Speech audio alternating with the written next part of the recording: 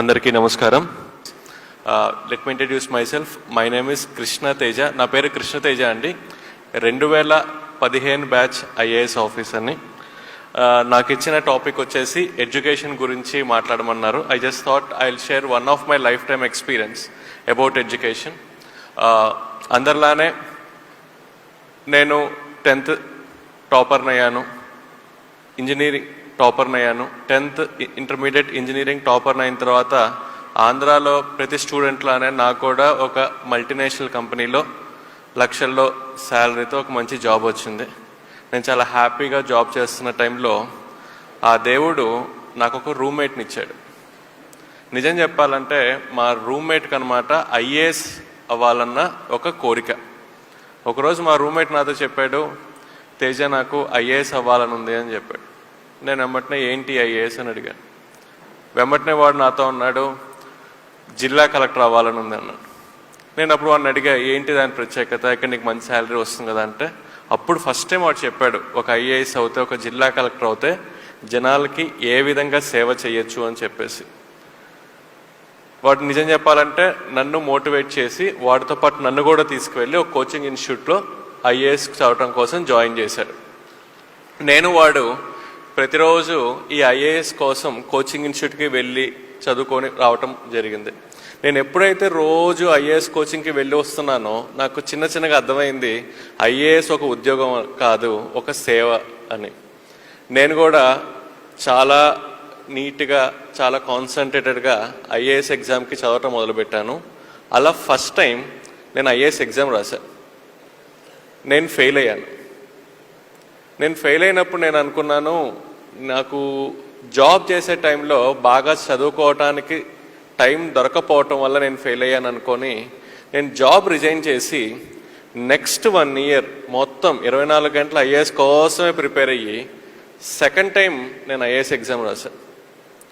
Second time నేను fail అయ్యా. Second time fail అయినప్పుడు నేను అనుకున్నాను, నేను 10th టాపర్ని, ఇంటర్మీడియట్ టాపర్ని, ఇంజనీరింగ్ టాపర్ని, నేను ఎలా ఫెయిల్ అవుతాను, ఇది ఒక బ్యాడ్ లక్ అయ్యి ఉంటుందని చెప్పి ఇంకొక సంవత్సరం 24 గంటల ఐఏఎస్ కోసం చదివి ఇంకొక సంవత్సరం చదివిన తర్వాత 3వసారి ఐఏఎస్ ఎగ్జామ్ రాశా. 3వసారి కూడా నేను ఫెయిల్ అయ్యా. మీరందరూ అబ్జర్వ్ చేస్తే ఆ దేవుడు నాకు జీవితంలో 3 పెద్ద సక్సెస్లు ఇచ్చాడు. 10వ తరగతి పెద్ద సక్సెస్ అయింది, ఇంటర్మీడియట్ పెద్ద సక్సెస్, ఇంజనీరింగ్ పెద్ద సక్సెస్. వెంబటనే అదే దేవుడు నాకు జీవితంలో 3 ఫెయిల్యూర్స్ కూడా ఇచ్చాడు. ఐఏఎస్ 1వసారి ఫెయిల్ అయ్యాను, 2వసారి ఫెయిల్ అయ్యాను, 3వసారి ఫెయిల్ అయ్యాను. ఎంత తెలియగలవాడికైనా 3 సార్లు ఫెయిల్యూర్ వచ్చిన తర్వాత వాళ్ళలోని కాన్ఫిడెన్స్ లెవెల్స్ అంతా కిందకి వెళ్ళిపోతాయి, వాడి మోటివేషన్ లెవెల్స్ అంతా కిందకి వెళ్ళిపోతాయి. నాకు అసలు అర్థం కాలేదు, నేనేంటి, నాకేంటి 3 సార్లు ఫెయిల్యూర్ రావటం ఏంటి అని చెప్పేసి. దాదాపు 1 నెల నాలో నేను చెక్ చేసుకున్నాను, ఎందుకు నాకు ఈ ఫెయిల్యూర్ వస్తుంది అని చెప్పేసి. ఆ నెల రోజుల్లో నాలో నాకు ఒక తప్పు కూడా కనిపించలేదు. తర్వాత ఇంకొక నెల రోజులు నా ఫ్రెండ్స్ ఇంటికి వెళ్ళి ఫ్రెండ్స్ని అడిగాను అనమాట, అరే మీకు తెలుసు కదా నేను ఐఏఎస్ ప్రిపేర్ అవుతున్నాను, మీకు తెలుసా నేను ఎందుకు ఈ ఎగ్జామ్లో ఫెయిల్ అవుతున్నాను అని అడిగా. ఫ్రెండ్స్ అందరు నాతో ఉంటారు, తేజ నువ్వు తెలియగలవాడివి, నీకు బాగా గుర్తుంటాయి, నీకు కాన్సెప్చువల్ క్లారిటీ చాలా ఎక్కువ, మాకు అర్థం కావట్లేదురా నీకు ఎందుకు ఫెయిల్యూర్ వస్తుందో అని చెప్పారు. దాదాపు 1 నెల నాకు నేను పరిశీలించుకుంటే నాకు ఒక తప్పు కనిపించలేదు. ఇంకొక నెల నా స్నేహితులను అడిగినా నాకు ఒక తప్పు కనిపించలేదు. ఇంక నేను ఒక డెసిషన్కి వచ్చాను, ఐఏఎస్ నాకు రావటం కొంచెం కష్టమే అని చెప్పేసి. ఆ డెసిషన్కి వచ్చిన తర్వాత నేను ఒక ఐటీ కంపెనీకి జాబ్ కోసం అప్లై చేశాను. నాకున్న యూనివర్సిటీ క్రెడెన్షియల్స్కి నాకు వెంబటనే ఐటీ కంపెనీలో మంచి జాబ్ కూడా వచ్చింది. నాకు ఈ జాబ్ వచ్చిన విషయం నేను నా ఫ్రెండ్స్ అందరికీ ఫోన్ చేసి చెప్పానమాట, అరే ఇంకా నేను ఐఏఎస్ ఎగ్జామ్ రాయట్లేదు, ఐటీ జాబ్కి తిరిగి వెళ్ళిపోతున్నాను అని చెప్పేసి. నేను ఎప్పుడైతే ఈ విషయం నా ఫ్రెండ్స్కి చెప్పానో నా ఫ్రెండ్స్ నుంచి ఈ విషయం నా శత్రువులకు కూడా వెళ్ళింది, నా ఎనిమీస్కి కూడా తెలిసింది. నెక్స్ట్ డే మార్నింగ్ ఒక 6:30-7కి 3 నన్ను చూడటానికి నా రూమ్కి వచ్చారు. వాళ్ళు బెల్ కొట్టారు, నేను డోర్ ఓపెన్ చేశాను. నిజం చెప్పాలంటే వచ్చింది 3 శత్రువులు. వచ్చింది నన్ను పలకరించడానికి కాదు, నన్ను ఎక్కిరించడానికి అనమాట. సరే శత్రువులైనా సరే నా రూమ్ దాకా వచ్చారు కాబట్టి ఆ 3 లోపలికి రమ్మని చెప్పాను, కూర్చోమని చెప్పాను. అందులో ఫస్ట్ శత్రువు నాతో కూర్చున్న తర్వాత, తేజ నువ్వు చాలా మంచి పని చేసావు, నీకు ఐఏఎస్ రావటం కష్టమే, నీకు ఐటీ జాబ్ చాలా కరెక్ట్ అన్నాడు. నేను ఓకే అని చెప్పాను. రెండో శత్రువు అన్నాడు, తేజ నీకు ఐఏఎస్ అసలు రాదు, నీకు ఐటీ జాబే కరెక్ట్ అన్నాడు. నేను సరే అన్నా. మూడో శత్రువు అన్నాడు, తేజ నీకు ఐటీ జాబ్ కరెక్ట్ అన్నాడు. నేను సరే అన్నా. ఆ ముగ్గురు శత్రువులు నాతో మాట్లాడిన తర్వాత నేను ఆ ముగ్గురితో చెప్పాను, నాకు తెలుసు నాకు ఐఏఎస్ రావటం కష్టమే అని. కాకపోతే నాకు అర్థం కానిది ఏంటంటే ఎందుకు నాకు ఐఏఎస్ రావటం కష్టం అని. అప్పుడు ఫస్ట్ శత్రువు నాతో చెప్పాడు, తేజ ఏం లేదు, ఐఏఎస్ ఎగ్జామ్లో 2000 మార్క్స్కి రిటర్న్ ఎగ్జామినేషన్, నీ హ్యాండ్ రైటింగ్ కొంచెం బాగోదు కదా, అందుకని నీకు తక్కువ మార్క్స్ వస్తున్నాయి, అందుకని నీకు ఐఏఎస్ రావట్లేదని చెప్పాడు. వాడు చెప్పింది నిజమే, నా హ్యాండ్ రైటింగ్ బాగోదు, కాకపోతే నాకు తెలియంది ఏంటంటే నా హ్యాండ్ రైటింగ్ కారణం వల్ల నాకు ఐఏఎస్ రావట్లేదన్న ఒక విషయం. రెండో శత్రువు నాతో చెప్పాడు, తేజ ఐఏఎస్ ఎగ్జామ్లో 2000 మార్క్స్కి రిటర్న్ ఎగ్జామ్ కదా, ఏదైనా క్వశ్చన్ ఇస్తే దానికి సమాధానం నువ్వు 1వ పాయింట్ 2వ పాయింట్ 3వ పాయింట్ అని పాయింట్ వైజ్ రాస్తావు, కానీ ఐఏఎస్లో మంచి మార్క్స్ రావాలంటే ఒక విషయం మంచి లాంగ్వేజ్లో కథలాగా రాస్తే ఎక్కువ మార్క్స్ వస్తాయి, నీకు అది తెలియదు అని చెప్పాడు. వాడు చెప్పింది కరెక్టే. నేను ఇంజనీరింగ్ స్టూడెంట్ని, ఏదైనా క్వశ్చన్ ఇస్తే 1వ పాయింట్ 2వ పాయింట్ 3వ పాయింట్ ఎట్లా రాయాలో నాకు తెలుసు, కానీ ఒక విషయం మంచి భాషలో ఒక ఆర్ట్స్ స్టూడెంట్ రాసే విధంగా రాయటం నేను ఎప్పుడు నేర్చుకోలేదు, నాకు తెలియదు. మూడో శత్రువు చెప్పాడు, తేజ నువ్వు ఏం మాట్లాడినా చాలా సూటిగా మాట్లాడతావు, కానీ ఇంటర్వ్యూలో చాలా డిప్లొమాటిక్గా మాట్లాడితేనే మంచి మార్క్స్ వస్తాయి, అది నీకు తెలియదు, అందుకని నీకు ఐఏఎస్ రావట్లేదని చెప్పాడు. అట్లా 3 శత్రువులు నాకు 3 కారణాలు చెప్పి వాళ్ళు తిరిగి వెళ్ళిపోయారు. ఆ క్షణంలో నాకు జీవితంలో ఒక సత్యం అర్థమైంది. ఏంటి అంటే మన జీవితంలో పాజిటివ్స్ ఏంటో తెలుసుకోవాలి అంటే మనం ఎవరిని అడగాలి? మన ఫ్రెండ్స్ని అడగాలి. అదే మన జీవితంలో నెగిటివ్స్ ఏంటో తెలుసుకోవాలంటే మనం అడగాల్సింది డైరెక్ట్గా వెళ్ళి మన శత్రువుల్ని. కారణం ఏంటి? మన శత్రువుల యొక్క పని ఏంటి? 24 గంటలు మనల్ని అబ్జర్వ్ చేస్తూ మనలో ఉన్న నెగిటివ్స్ ఐడెంటిఫై చేయటమే మన శత్రువుల పని. సో మనకన్నా మనలో ఉన్న నెగిటివ్స్ ఎవరికి తొందరగా తెలుస్తాయి? మన శత్రువులకి. నాకు నా శత్రువుల కారణం వల్ల చాలా క్లియర్గా అర్థమైంది నాకు ఐఏఎస్ రాంది 3 కారణాలు అని. హ్యాండ్ రైటింగ్, నేను సమాధానం ఎలా రాస్తున్నాను అనే విషయం మీద, నేను మాట్లాడే విషయం మీద. వెంబటనే నేను మా నాన్నగారికి ఫోన్ చేశాను. నాన్నగారు నాకు ఇంకొక సంవత్సరం కూడా కావాలి, నేను ఇంకోసారి కూడా ఐఏఎస్ రాద్దామని. వెంబటనే మా నాన్నగారు తిట్టారనమాట. ఇంకేంటి 3 సార్లు నువ్వు ఫెయిల్ అయ్యావు, ఇంకా నువ్వు రిస్క్ తీసుకోవద్దు, వెళ్ళి జాబ్లో జాయిన్ అవ్వు అని చెప్పి. తర్వాత మా అమ్మకి ఫోన్ చేశా, మా అమ్మ కూడా తిట్టింది. అప్పుడు నేను మా అక్కకి చేసి మా అక్కని అడిగా, అక్క అమ్మని నాన్నకి కన్విన్స్ చేసి నాకు 1 సంవత్సరం ఇప్పించు, దాని తర్వాత మీరేం చెప్తే అది చేస్తా అని చెప్పా. మా అక్క మా అమ్మ మా నాన్నని కన్విన్స్ చేసి నాకు 1 సంవత్సరం నాకు ఇప్పించింది. అట్లా నా చేతికి 1 సంవత్సరం టైం వచ్చింది. 3 కారణాలు వచ్చాయి. ఫస్ట్ కారణం హ్యాండ్ రైటింగ్. నేను హ్యాండ్ రైటింగ్ కోసం వెతుకుతున్న సమయంలో ఒక రోడ్డు మీద ఒక ఇంటి ముందు ఒక బోర్డు ఉంది, ఇక్కడ హ్యాండ్ రైటింగ్ నేర్పబడును అని చెప్పి. నేను బండి తీసుకెళ్ళి అక్కడ ఆఫ్ చేసి బెల్ కొట్టాను. ఒక టీచర్ బయటకు వచ్చింది. నేను ఆ టీచర్ని అడిగాను, టీచర్ నాకు హ్యాండ్ రైటింగ్ నేర్పిస్తారా అని అడిగాను. వెంబటి నా టీచర్ అంది, ఇబ్బంది లేదండి, మీ అబ్బాయినో అమ్మాయినో తీసుకురండి, నేను నేర్పిస్తానంది.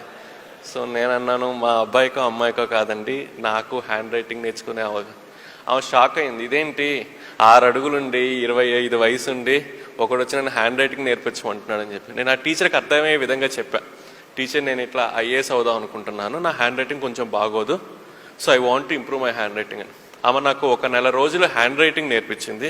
తర్వాత సంవత్సరం ప్రతిరోజు 2 గంటలు నేను హ్యాండ్ రైటింగ్ మాత్రమే ప్రాక్టీస్ చేశాను. ఈరోజు నేను నా ఆఫీస్లో నేను ఏమైనా ఫైల్ మీద రాస్తే మా క్లర్క్ కానీ నాతో పనిచేసే వాళ్ళు కానీ అడుగుతారు, సార్ ఇది ప్రింట్అవుటా హ్యాండ్ రైటింగ్ అని చెప్పి. ఆ విధంగా నేను నా హ్యాండ్ రైటింగ్ని మార్చుకున్నాను. రెండోది, ఒక సమాధానం ఒక ఆన్సర్ ఎలా రాయాలనే విషయం. ఆల్రెడీ ఐఏఎస్ వచ్చిన ఒక మేడం ఉంది, బాలలత మేడం అని చెప్పేసి. నేను ఆ మేడం ఇంటికి వెళ్ళి, మేడం నాకు ఒక క్వశ్చన్కి ఆన్సర్ ఎలా రాయాలో గైడ్ చేస్తారా అని అడిగాను. మేడం రేపు రా అంది. నేను రేపు వెళ్ళి మేడంని కలిసా. మళ్ళీ రేపు రా అంది. మళ్ళీ నెక్స్ట్ డే వెళ్ళి మేడంని కలిసా. అట్లా 1 వీక్ మేడం నెక్స్ట్ డే అంది. నేను మేడం చెప్పిన స్థలంలో మేడం చెప్పిన సమయానికి వెళ్ళి మేడంని కలిసా. 7వ రోజు మేడం చెప్పింది, కృష్ణ నాకు అర్థమైంది నువ్వు ఒక కమిటెడ్ స్టూడెంట్ అని, నేను ఒక పని చేస్తా, నేను నీకు 365 ఎగ్జామ్స్ పెడతాను, ప్రతి ఎగ్జామ్ 3 గంటలు, ప్రతి ఎగ్జామ్ ఎర్లీ మార్నింగ్ 4ంటికి మా ఇంటికి వచ్చి రాయాలి. నువ్వు 4ంటికి వచ్చి 7 దాకా రాయాలి. ఏదైనా కారణం వల్ల నువ్వు ఒక ఎగ్జామ్ రాయకపోయినా, ఒక ఎగ్జామ్ లేట్గా రాసినా అది నీ లాస్ట్ ఎగ్జామ్ అవుతుందండి. సో నేను మేడం చెప్పిన విధంగా 1 సంవత్సరం ప్రతిరోజు మేడం ఇంటికి 4ంటికి వెళ్ళి 3 గంటల ఎగ్జామ్ 365 రోజులు రాశాను. నేను 365 రోజులు ఎప్పుడైతే ఎగ్జామ్ రాశానో ఆటోమేటిక్గా ఒక సమాధానం మంచి భాషలో కథలాగా ఎలా రాయాలో నాకు అర్థమైపోయింది. అదేవిధంగా నా మాట తీరు మార్చుకోవటం కోసం ఆల్రెడీ ఐఏఎస్ చదువుతున్న పిల్లలకి నేను కోచింగ్ ఇవ్వటం మొదలుపెట్టాను కోచింగ్ ఇన్స్టిట్యూట్లో. నేను ఎప్పుడైతే పిల్లలకి టీచర్గా అయ్యి కోచింగ్ ఇవ్వటం మొదలుపెట్టానో నాకు వెంబటిన అర్థమైంది ఒక విషయం, ఎదురు వ్యక్తికి బాగా అర్థమయ్యే విధంగా ఎలా మాట్లాడాలను. అట్లా 1 సంవత్సరంలో నేను ఈ 3 కారణాలని ఓవర్కమ్ చేసి 4వసారి ఐఏఎస్ కోసం ప్రిలిమ్స్ ఎగ్జామ్ రాశాను, క్లియర్ చేశాను. మెయిన్స్ ఎగ్జామ్ రాశాను, క్లియర్ చేశాను. అండ్ ఇంటర్వ్యూలో పార్టిసిపేట్ చేశాను, క్లియర్ చేశాను. I got all India 66 rank. So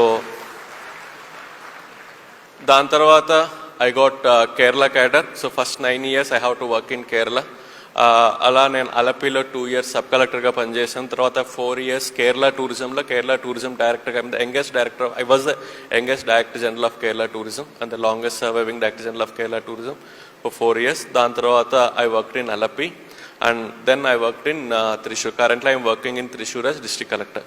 so మీ అందరికీ తెలుసు ఐఏఎస్ జీవితంలోనే చాలా ఇంపార్టెంట్ అయిన పోస్ట్ జిల్లా కలెక్టర్ అన్న పోస్ట్. నేను 2015లో ఐఏఎస్ అయినప్పటి నుంచి నేను బాగా ఎదురు చూస్తున్న ఒక నిమిషం, నేను ఎప్పుడు జిల్లా కలెక్టర్ అవుతాను అని చెప్పేసి. అట్లా 2015 నుంచి నేను ఎదురు చూస్తుంటే 2022 ఆగస్టు 2వ తారీఖు నాకు ఈవినింగ్ 7:30కి ఒక ఫోన్ వచ్చింది, రేపొద్దున వెళ్ళి అలపిలో జిల్లా కలెక్టర్గా ఛార్జ్ తీసుకో అని చెప్పేసి. అట్లా ఆగస్టు 3వ తారీఖు 2022 నేను అల్లపుడాలో జిల్లా కలెక్టర్గా ఛార్జ్ తీసుకున్నాను. జిల్లా కలెక్టర్గా ఛార్జ్ తీసుకున్న తర్వాత నేను బాగా ఈగర్గా వెయిట్ చేస్తున్న ఒక క్షణం, నేను జిల్లా కలెక్టర్ అన్న పోస్ట్లో సైన్ చేయబోతున్న ఫస్ట్ ఫైల్ ఏదై ఉండొచ్చు అని చెప్పేసి. అట్లా బాగా ఈగర్గా వెయిట్ చేస్తున్నప్పుడు ఒక క్లర్క్ ఒక ఫైల్ పట్టుకుని ఒక క్యాబిన్లోకి వచ్చింది. నేను క్లర్క్ని అడిగాను ఏంటి ఆ ఫైల్ అని చెప్పేసి. అప్పుడు ఆ క్లర్క్ చెప్పింది, సార్ వర్షాలు పడుతున్నాయి కదా, రేపు పిల్లలకి హాలిడే ఇచ్చే ఫైల్ సార్ అంది.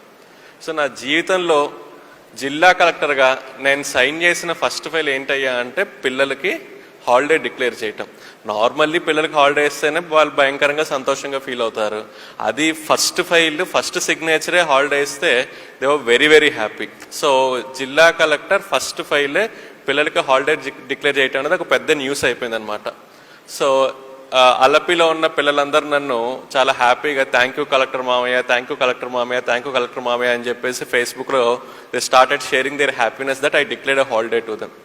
అట్లా ఒక 2 weeks తర్వాత ఒక అమ్మాయి నన్ను చూడటానికి వచ్చింది. నేను అడిగాను ఏంటమ్మాయి ఇంటికి వచ్చావు అంటే, అమ్మాయి చెప్పింది అందరూ మిమ్మల్ని కలెక్టర్ మామయ్య అని పిలుస్తున్నారు కదా, సో నేను కూడా ఒక చనువు తీసుకొని మిమ్మల్ని ఒక సహాయం కోసం వచ్చాను అంది. ఏం సహాయం కావాలి అన్నాను.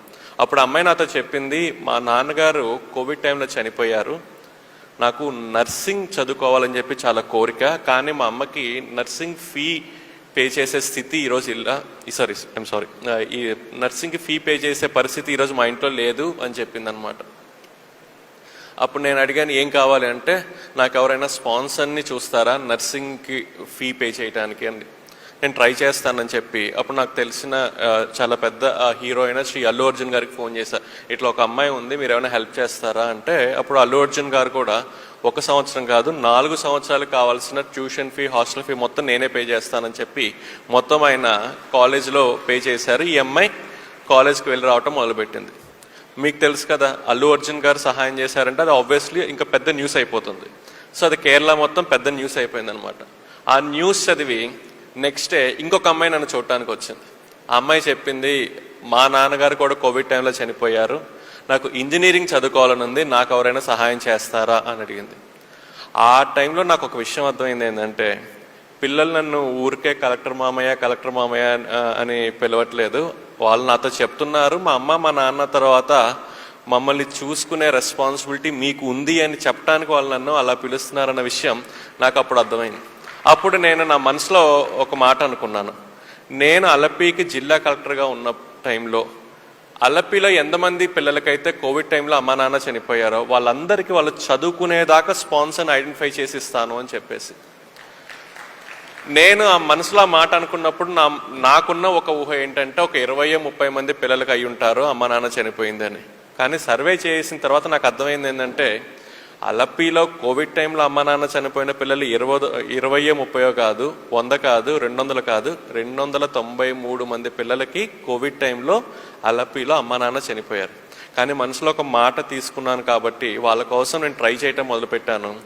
6 నెలల్లో 293 మందికి వాళ్ళు చదువుకునేదాకా స్పాన్సర్ని ఐడెంటిఫై చేసి వాళ్ళకి ఇచ్చిన తర్వాతే నేను అలపి నుంచి మారి త్రిశూర్లో ఛార్జ్ తీసుకున్నాను. సో ఒక మాటలో చెప్పాలంటే అలపిలో there is no covid orphan who can discontinue his studies because of financial issues. So Alleppey నుంచి నేను త్రిశూర్కి వెళ్ళంగానే అగైన్ పిల్లలందరికీ ఒక ఎక్స్పెక్టేషన్ ఉంటుంది. ఎందుకంటే అలపిలో కోవిడ్ అందరికీ నేను హెల్ప్ చేశాను కాబట్టి త్రిశూర్లో కూడా. సో త్రిశూర్లో 609 పిల్లలు ఉన్నారనమాట. ఈ 609 పిల్లలకి కూడా వాళ్ళు చదువుకునేదాకా సహాయం చేసే స్పాన్సర్ని నేను వాళ్ళకి ఇచ్చేశాను. సో టోటల్ చూసుకుంటే అలపి అండ్ త్రిశూర్ అరౌండ్ 1000 పిల్లలకి మేము హెల్ప్ చేశాం. ఈ విషయం ఇక్కడ దాకా వచ్చి మీ అందరికీ చెప్పే కారణం ఏంటంటే ఈ 1000 మందిలో దాదాపు ఒక 100-150 మంది సహాయం చేసింది మీ రొటేరియన్సే. So I thought I should thank all of you for being part of this journey. నా ఒక జర్నీలో మీరందరూ భాగం అవటం వల్ల I thought I should share and I should personally thank the fraternity of Rotarians for coming forward and support. And చాలా కొంత టైంలో ఒక్కొక్కరు ఇండివిజువల్గా స్పాన్సర్ చేశారు, కొన్నిసార్లు రోటరీ యాజ్ ఎ బ్రాంచెస్గా స్పాన్సర్ చేసినాయి. But they came forward with welcoming hand. So thank you so much. So ఇవన్నీ మీకు చెప్పడానికి కారణం ఏంటంటే మీరు ఉన్న ప్లేస్లో కూడా ఇదే ఒక అవసరంతో పిల్లలు ఉన్నారు. అలపిలోనే కాదు పిల్లలకి అమ్మ నాన్న చనిపోయింది, త్రిశూర్లోనే కాదు పిల్లలకి కోవిడ్ టైంలో అమ్మ నాన్న చనిపోయింది. ఈవెన్ విజయవాడలో కూడా నాకు తెలిసి ఇదే ఒక పరిస్థితి ఉంటుంది, గుంటూరులో కూడా ఇదే పరిస్థితి ఉంటుంది, మీరున్న ఏరియాస్ కూడా ఇదే పరిస్థితి ఉంటుంది. So wherever it is possible try to support this children. There are this children. Okay, covid కారణం వల్ల ఇబ్బంది పడుతున్న పిల్లలు ఉన్నారు. So they need your support. Looking forward and thank you so much for giving me this opportunity and hope I made it short and interactive. Thank you so much.